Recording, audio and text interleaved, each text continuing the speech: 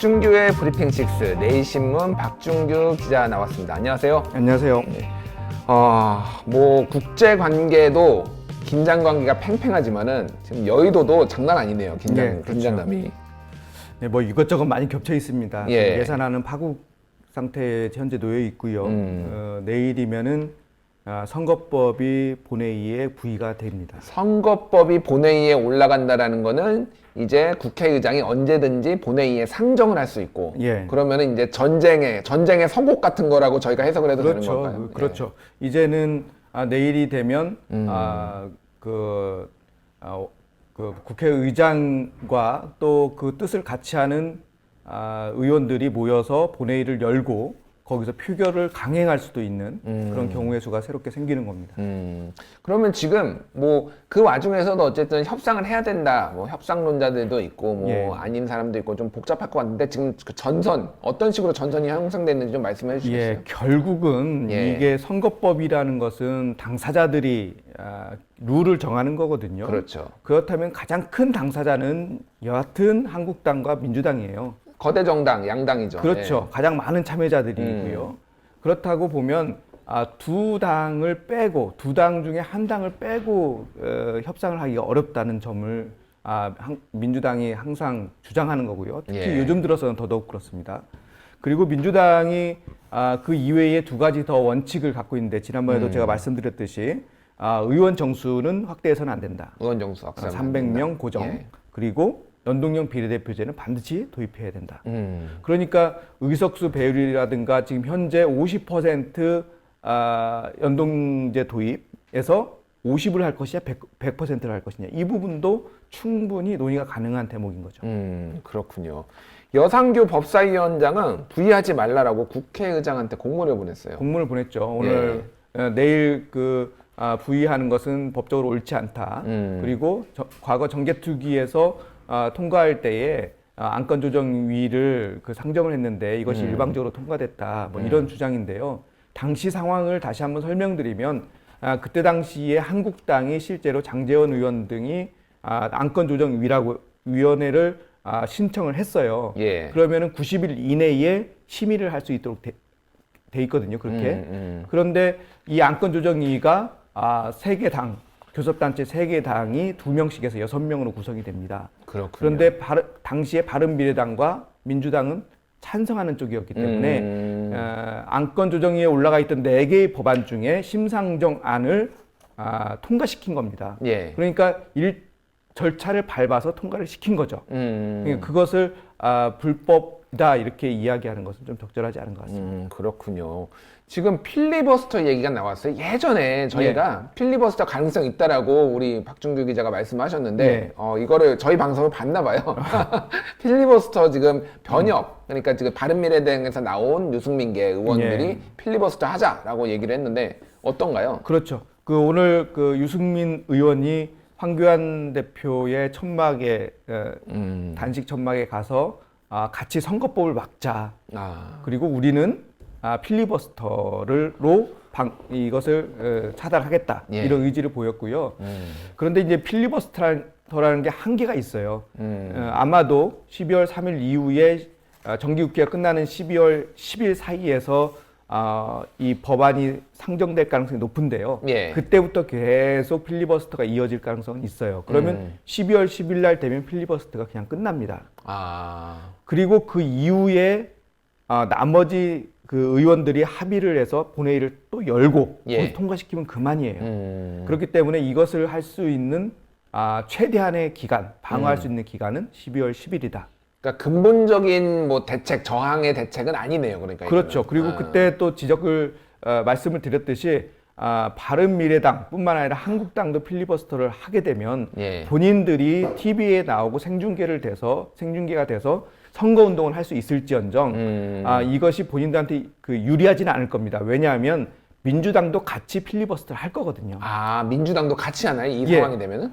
당연하죠. 저쪽에서만 계속 자기 주장만 하도록 내버려 둘 필요는 없는 거죠. 민주당 입장에서도 그러면 같이 반박을 하면서 시간을 같이 맞춰서 어차피 12월 10일 날 끝날 거니까 그때까지 이어가는 거죠. 그러면 서로 공방이 되는 모습을 이제 국민들이 보게 될 거고요. 그런 가운데 어떤 것이 더 옳은 것인지를 얘기하면서 훨씬 더 합당한 그런 쪽에서 더 국민적 지지를 받을 수 있겠죠. 그렇군요. 지금 뭐 여당 쪽 얘기 들어보니까 지금 전원 스탠바이, 해외 네. 출장 가지 말고 다 대기하고 있어라. 언제 무슨 일이 벌어질지 모른다. 그렇죠. 그렇다고 그러더라고요. 그렇군요. 알겠습니다. 이거는 여야가 협상이 만약에 가능할지 어떻게 될지는 좀 더 지켜봐야 되겠네요. 아직은. 그렇죠. 지금 한국당 입장에서는 황 대표께서 지금 단식 중이기 때문에 누구 하나 협상을 합시다 이렇게 나설 수가 없어요. 예. 그러니까 단식이 끝나는 시점부터 아마 협상이 될 텐데 그러면 이 단식을 어떤 방식으로 풀을 거냐. 이분이 쓰러지셔서 예. 병원에 가면 그 다음은 어떻게 할 거냐 이런 문제인데 일단은 한국당에서는 의사의 말을 존중하겠다 이랬어요. 의사의 말을. 의사가 이건 더 이상 하면 안 됩니다라고 얘기하면 황 대표가 계속해서 한다고 하더라도 극구 차단하겠다 이런 의지를 보였는데요. 그런 방식보다는 뭔가 여야가 뭔가 합의점을 찾던가 아니면은 문재인 대통령이 좀 더 포용적인 마음으로 한 번쯤 찾아가서 뭔가 되게 절충안을 좀 만드는 방법도 지금쯤은 한번 해볼 수 있는 선택지가 아닌가 생각됩니다. 근데 지금 아세안 정상회의 때문에 지금 없잖아요. 그렇죠, 지금. 그렇죠. 부산에 그러니까 있어서 이제 끝나고 이제 오실 때가 이제 될 텐데, 예. 그때쯤 이제 복귀를 하시면서 한 번쯤 들리는 것도 좀 이 국면을 좀 풀 수 있는 그렇군요. 하나의 방법이 될 수 있지 않을까 생각됩니다. 내일을 좀 주목을 해봐야 되겠네요. 예. 네. 김진표 총리설이 지금 나오고 있어요. 계속 나와요. 그렇군요. 유력하다고 봐야 되는 건가요? 잘 모릅니다. 일단은 예, 본인이 예. 보통 후보가 되면은 청와대에서 이 신원조회를 해도 되느냐 동의서를 구합니다. 그렇죠, 예. 그럼 그 동의서에 사인을 하게 되면 그분에 대한 이 모든 부분들을 청와대가 알아서 은행이든지 뭐 계좌든지 부동산 모든 것들을 다 이제 확인하게 되는데요. 예. 그것을 동의서를 썼느냐라고 물어보니까 묵비권을 행사했습니다. 묵비권. 예, 뭐 NCND인가요 그러면? 그렇죠. 예. 그러면 대체로 우리는 하지 않았느냐 이렇게 생각이 되는 거죠. 왜냐하면 진영 장관 같은 경우에는 하지 않았다 이렇게 직접적으로 이야기를 했기 때문에 예. 그런 것을 보면은 상당히 그 후보군 중에 하나 들어있는 건 분명한 것 같습니다. 특히 김진표 의원의 강점 역시 경제부총리를 했기 때문에 경제 그렇죠. 분야에 새로운 메시지를 준다는 점이고요. 단점이라고 하면 다소 좀 보수적이다. 특히 좀 싫어하는 분들이 지지자들 중에서 좀 많은 게 종교인 과세 문제에 관련해서 굉장히 좀 보수적인 종교인 과세하면 안 된다라는 입장을 여러 번 비춰가지고 그것 예. 때문에 좀 싫어하는 분들도 좀 많이 그렇죠. 있더라고요. 예, 좀 다소 종교적인 색깔이 좀 있죠. 예. 그래서 당시에 종교인 과세에 대한 기재부가 그것을 추진했었는데 그 부분을 사실 차단해서 유예를 해준 거고요. 그런 과정들이 다른 사람들 보기에는 좀 적절치 않다 이런 것도 있었고 시민단체 입장에서는 좀 친기업적이지 않느냐. 보통 기재부 관료들이 대체로 친기업적입니다. 어쩔 수 없죠. 관료의 특성상. 예, 과거에도 우리나라 성장 동력 자체가 기업들에 의해서 먼저 되는 그런 고전파적인 시각이 있기 때문에 예. 기업을 통한 경제 성장 이것을 밑바탕으로 해서 경제 정책을 많이 짜왔거든요. 그렇군요. 그런 측면에서 보수적인 색깔이 제법 있는 건 사실이죠. 다른 의원들 얘기도 좀 나온다면서요? 그렇죠. 원혜영 의원은 사실상 불출마가 확정된 의원이거든요. 그렇다면 이분을 어떻게 당에서 활용할 수 있을 것이냐 이 부분인데 사실 이 청문회 같은 청문회를 통과하는 그런 부분은 사실 아주 적격자라고 할 수 있어요. 여야가 모두 좋아하고 예. 또 풀무원을 창업을 하면서 기업가적 그런 청렴성도 가지고 있고요. 예. 그런 측면에서 보면은 안성맞춤인데 색깔이 없다는 거. 조금 떠오르는 게 없어요, 사실. 그렇습니다. 사람은 좋아 보이는데. 그렇습니다. 원만하고 둥글둥글하고 또 협치도 잘할 수 있을 것 같은데 딱 어떤 메시지를 줄 수는 없는 거죠. 이런 측면에서 2% 좀 부족한 그런 인물이라고 할 수 있습니다. 진영 장관은 쉽지 않습니다. 쉽지 않은가요? 예, 그분의 강점을 어떤 사람들은 통합형이다 이렇게 얘기하는데 저는 잘 당을 바꿨죠. 그러니까요. 저는 잘 이해가 안 돼요. 새누리당, 한국당에 있다가 박근혜 대통령과 척을 지으면서 탈당을 해서 민주당으로 들어옵니다. 예. 그렇기 때문에 왔다 갔다 한 분이기 때문에 통합형인지 협치형인지 그렇게 이름을 붙이는 게 적절한지 저는 잘 모르겠습니다. 정세균 의원도 또 얘기가 나오는데. 예, 정세균 의원은 제가 최근에 한 2번 정도 만났습니다. 개인적으로. 예. 물어봤는데 이런 겁니다. 그 국회의장이면은 국내 서열 2위입니다. 대통령 그렇죠. 다음이죠. 그러니까 행정부, 입법부. 예. 그런데 총리는 6위입니다. 6위 정도밖에 안 돼요. 그렇죠. 뭐 몰랐네요. 헌법재판관, 헌법재판관, 대법원장 예, 이렇게 예. 독립기관장들이 있지 않습니까? 그렇죠. 예, 그분들이 순서상 쭉 이어가고 마지막에 행정부의 그 다음이 행정부의 2인자지만은 국가 서열은 6이다. 그렇죠.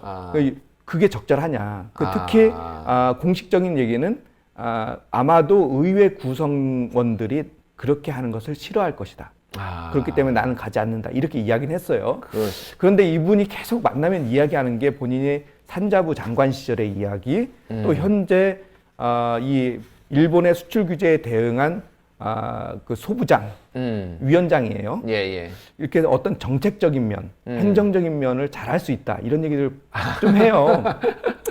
그래서 이것이 약간 묘한데요. 예, 그래서 이것이 어떤 앞으로의 진로에 대한 메시지입니까라고 물어보니까 그것까지 확대 해석할 필요는 없고 이렇게 잘라 말씀하시긴 했는데 제가 보기에는 문 대통령께서 상당히 그 심혈을 기울여서 이야기를 한다면 혹시 가실 수도 있지 않을까 이게 생각도 듭니다. 그렇군요.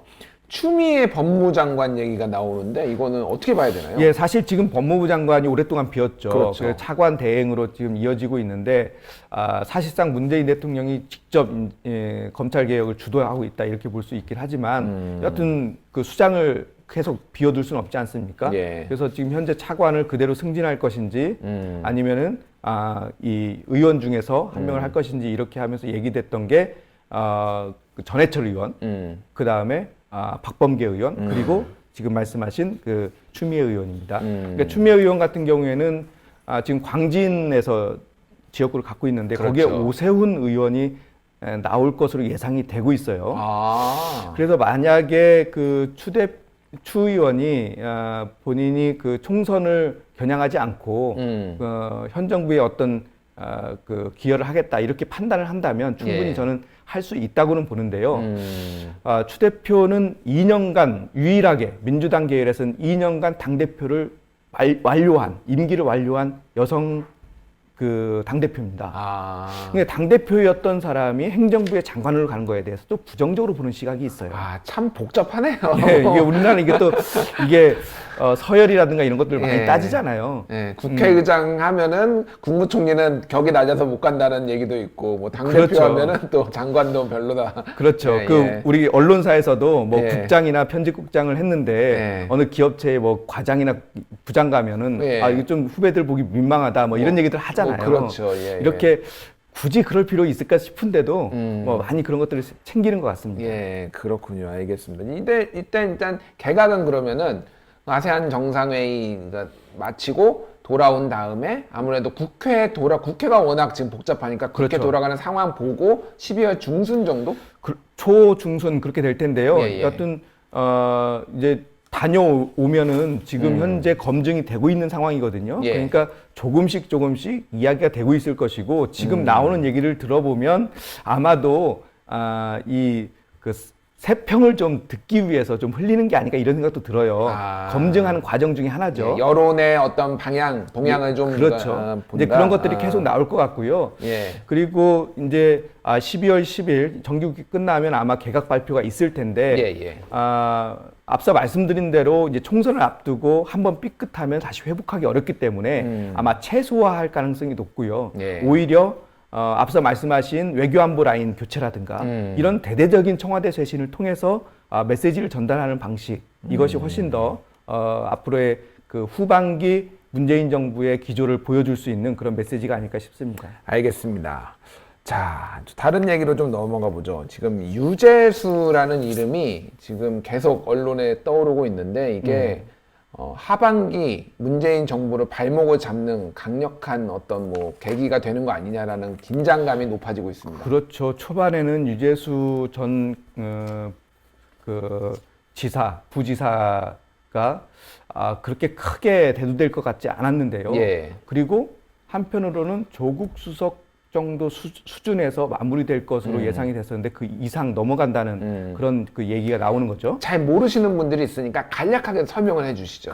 예. 먼저 유재수라는 분을 제가 잠깐 설명을 해드리면 이분이 2003년, 2004년 그러니까 노무현 정부 시절에 그때 당시에는 경제부였습니다. 재경부, 예, 재경부의 과장이었어요. 그런데 이분이 갑자기 청와대 부속실로 가게 됩니다. 청와대 부속실. 거기에서는 이제 대통령 일정이라든가 의전을 담당하는 그런 것이고요. 예. 거기에는 누가 있었냐면 김경수 행정관이 그 역할을 하고 있었어요. 아, 지금 경남도지사는 그렇죠. 김경수 행정관. 예. 현 대통령의 최측근이죠. 예, 예. 그리고 상황실장은 그 당시에 오른팔 노무현 대통령 오른팔이었던 이광재 상황실장, 현재 윤건영 실장이 하고 있죠. 그 자리에 있었고요.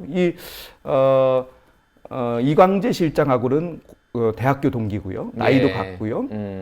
같이 강원도를 고향이라는 점도 같고요. 상당히 친근한 걸로 알고 있고요. 그 다음에 이 유재수 전 부시장이 간 곳이 민정수석실이에요. 민정수석에는 당시에 지금 비서관은 예. 이호철. 아, 이호철. 민정수석에는 문재인 대통령. 문재인 대통령이 지금 민정수석을 그렇죠. 했었죠. 그러니까 이 친노와의 관계가 아주 한 거죠. 그럴 것으로 추정이 되고요. 예, 예. 그런데 이분이 2017년에 청와대 감찰을 받게 됩니다. 예. 그때 당시에 사모펀드와 관련된 업무를 하면서 금융위원회 금융정책국장을 하고 있었어요. 그렇죠. 예. 그 금융위에서는 최고의 엘리트이면서 가장 그 핵심 그 부처죠.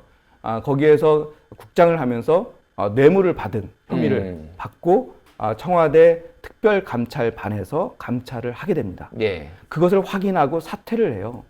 본인이 명예퇴직을 합니다. 그러니까 감찰이 들어오는 걸 알고 본인이 근데 감찰을 받았다라고 대외에 공개한 건 아니지만 그렇죠. 갑작스럽게 사퇴를 해서 그때 보도도 좀 나왔는데요. 왜 그게 사퇴를 하지? 뭐 이런 게 나왔었죠. 그러니까. 그렇죠. 예. 사퇴한 그걸 가지고 모 인터넷 언론에서 썼다가 사라졌어요. 그때 그 이후에 어디로 갔냐면 당으로 옵니다. 예. 민주당의 정무위 수석 전문위원으로 와요. 예, 예. 그때 당시에 민주당의 정책실 고위 관계자가 저한테 유재수 실장의 과거에 대해서 좀 확인해달라. 왜냐하면 지금 이분이 오려고 하는데 과연 우리가 받는 것이 좋은지. 왜 갑자기 노른자위 같은 금융위원회 금융정책국장이면 정말 강력한 자리거든요. 그렇죠. 근데 여기를 그만두고 왜 당으로 오지? 라는 거에 의구심이 민주당에서도 들 수밖에 없는 상황이었거든요. 그렇죠. 그런 문제가 있어서 그러면 우리가 받게 되면 나중에 그 문제를 우리가 떠안아야 되는 거 아니냐 이런 걱정을 한 거죠. 그런데 나중에 들어보니까 여하튼 어떤 방식으로든 압력이 와서 임명할 수밖에 없었다 그렇게 얘기하더라고요. 전문 수석으로 수석위원으로 수석 전문위원. 수석 전문위원. 그러더니 얼마 후에 곧바로 이제 김경수 지사의 요청이었겠죠. 예. 곧바로 부지사로 경제부지사로 가게 됩니다. 근데 이런 과정들을 보게 되면 과연 이 과정이 이해할 만하냐, 뭔가 의혹이 있는 거 아니냐 이렇게 얘기가 되는 거고요. 그래서 이 추적해서 이 감찰을 해본 결과 중간에 이것을 정무수석실에서 민정수석실에서 감찰을 차단했다. 그러니까 돈을 받은 거는 지금 사실로 확인되고 있는 상황이고요. 그건 이제 의혹이지만 확인이 되는 거죠. 확인이 되고 있는 어느 정도 사실이고 그거에 대해서 감찰이 들어갔는데 민정수석실에서 그만 감찰해라고 했는데 당시 민정수석은 조국 민정수석. 그렇죠. 그런데 어제 오늘 나오는 얘기는 조국 수석 윗선에서 압력을 가했다는 진술이 나왔다는 얘기예요. 검찰에서. 그러니까 그 유재수 전 지사가 그렇게 이야기를 했다는 거죠. 근데 이것은 사실 피의사실 유포와 비슷하게 약간 흘린 느낌이. 피의사실 공표의 성격이 있긴 하네요. 그래서 그렇게 된다면 그럼 윗선이 누구냐? 앞서 설명드린 대로 여러 친문, 친노 계열의 그 핵심 인사들을 알고 있기 때문에 혹시 이 문재인 정부의 핵심 인사와 연결돼 있는 건 아니냐 이렇게 얘기가 되는 거죠. 그래서 내일 구속영장이 이미 신청이 되어서 영장 실질심사에 들어갑니다. 그러면 구속 여부가 확인될 텐데 신병이 확보가 되면은 현재 의심을 받고 있는 뇌물수수뿐만 아니라 예. 그런 윗선과의 연관성까지 외압 의혹까지 이제 같이 조사가 들어갈 수밖에 없고 그렇죠. 그러면은 이제 이게 뭐 소위 말하는 정권 차원의 게이트로 발전할 뭐 가능성 배제를 할 수가 없는 거네요. 그러니까. 그렇죠. 그래서 검찰이 이것을 어느 정도까지 생각을 하고 있는지 지금 이게 어느 정도까지 퍼질지 여권에서는 상당히 긴장하고 있는 모습입니다. 이게 굉장히 좀 미묘한 상황이네요. 왜냐하면 조국 지금 전 법무부 장관, 전 민정수석이 지금 어쨌든 조사를 받는 시점에서 이것까지 하나가 나오면서 예. 굉장히 좀 복잡하게 상황이 돌아가고 있네요. 지금. 예, 그렇죠. 그래서 지금 현재 전 그 청와대 그 감찰반에 계셨던 분들도 지금 조사를 받고 있고요. 네. 같이 받고 있는 상황이라서 이게 어떤 이 이야기가 나올지 이 부분에 대해서 관심을 가지지 않을 수가 없어요. 선거를 앞두고 여당 입장에서는 상당한 악재라고 볼 수밖에 없네요. 그렇죠. 지금 이것저것 뭐 패스트 트랙이니 앞서 말씀하신 지소미아니 이런 것들 때문에 덮여 있긴 하지만 예. 지금 검찰에서 또 어떤 기획을 하고 있는지 상당히 뭐 예상하기 좀 어려운 그런 상황입니다. 알겠습니다. 예.